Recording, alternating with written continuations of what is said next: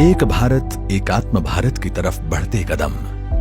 देश में मां भारती के गौरव और उसके यथार्थ रूप को पुनर्स्थापित करने के प्रण को लेकर चलने वाला कोई राजनीतिक दल है तो वो है भारतीय जनता पार्टी। एक ऐसी पार्टी जो प्राचीनतम और समृद्ध भारतीय संस्कृति की रक्षा के लिए सदैव तत्पर रही है और एक भारत श्रेष्ठ भारत के सिद्धांत को आत्मसात किए हुए है।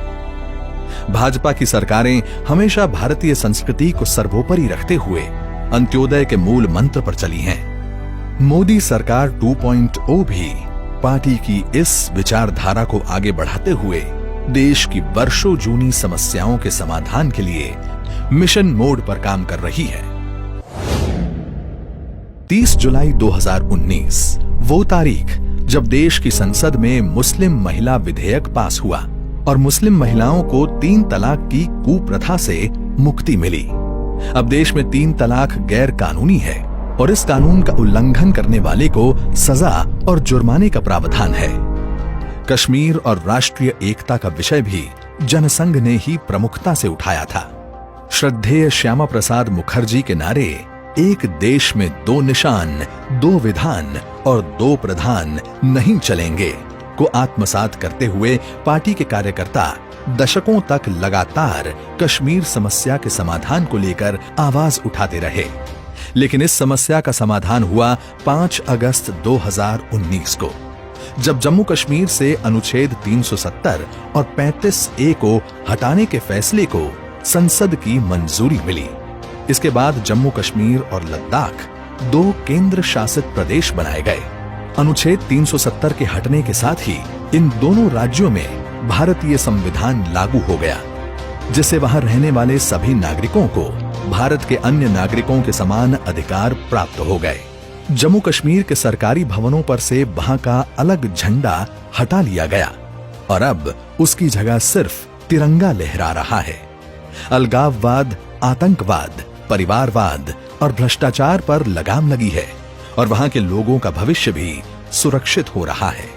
जम्मू कश्मीर के मूल निवास प्रमाण पत्र के नियमों को भी पुनः निर्धारित किया गया है। प्रदेश में अब तक सौतेला व्यवहार झेल रहे पश्चिमी पाकिस्तान से आए शरणार्थी और सफाई कर्मचारियों के बच्चे भी अब नियमानुसार जम्मू कश्मीर में डोमिसाइल प्राप्त कर सकते हैं।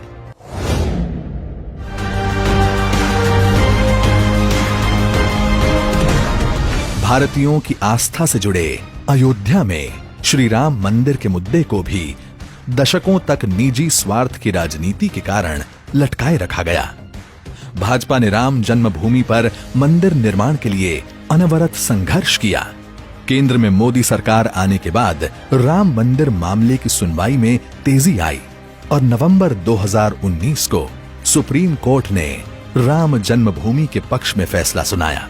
इस फैसले के बाद मोदी सरकार ने तुरंत ही श्री राम जन्मभूमि तीर्थ क्षेत्र नाम से स्वायत्त ट्रस्ट का गठन किया। सुप्रीम कोर्ट के आदेशों के अनुसार एक स्वायत्त ट्रस्ट श्री राम जन्मभूमि तीर्थ क्षेत्र, ट्रस्ट का नाम होगा श्री राम जन्मभूमि तीर्थ क्षेत्र। ये ट्रस्ट अयोध्या में भगवान श्री राम की जन्मस्थली पर भव्य और दिव्य श्री राम मंदिर के निर्माण और उससे संबंधित विषयों पर निर्णय लेने के लिए पूर्ण रूप से स्वतंत्र होगा। राम जन्मभूमि पर भव्य राम मंदिर का निर्माण कार्य शुरू हो चुका है और राम लला चांदी के सिंहासन पर विराजमान हो चुके हैं।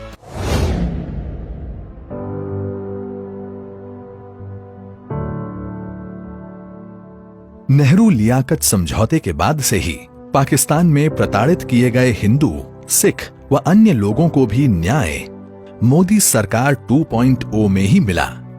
11 दिसंबर 2019 को संसद में नागरिकता संशोधन अधिनियम 2019 पास हुआ और 31 दिसंबर 2014 से पहले पाकिस्तान, अफगानिस्तान और बांग्लादेश से आए प्रताड़ित हिंदू, सिख, बौद्ध, ईसाई, जैन, पारसी लोगों को भारत की नागरिकता मिलने का रास्ता साफ हुआ।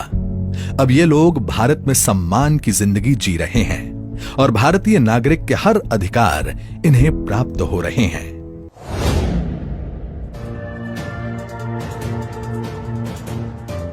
उत्तर पूर्व की प्रगति और वहां के लोगों के सशक्तिकरण के लिए मोदी सरकार सदैव प्रतिबद्ध रही है।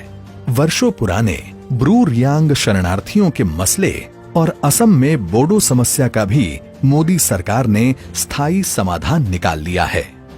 करीब 34,000 ब्रू शरणार्थियों को त्रिपुरा में बसाया जा रहा है और उनके पुनर्वास के लिए केंद्र सरकार आर्थिक मदद भी कर रही है। बोडो समझौते के बाद अब बोडो की सामाजिक, भाषाई, सांस्कृतिक और जातीय पहचान को बढ़ावा मिल रहा है और विभिन्न परियोजनाओं से जनजातीय क्षेत्रों का त्वरित विकास सुनिश्चित हुआ है।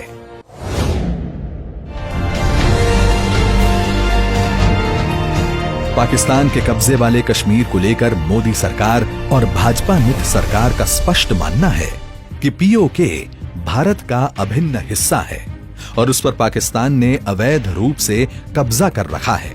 यूएन सहित सभी अंतर्राष्ट्रीय मंचों पर भारत ने अपने इस क्षेत्र को वापस लेकर सामरिक और भौगोलिक अखंडता और प्रभुता की रक्षा के लिए कटिबद्धता जग जाहिर की है।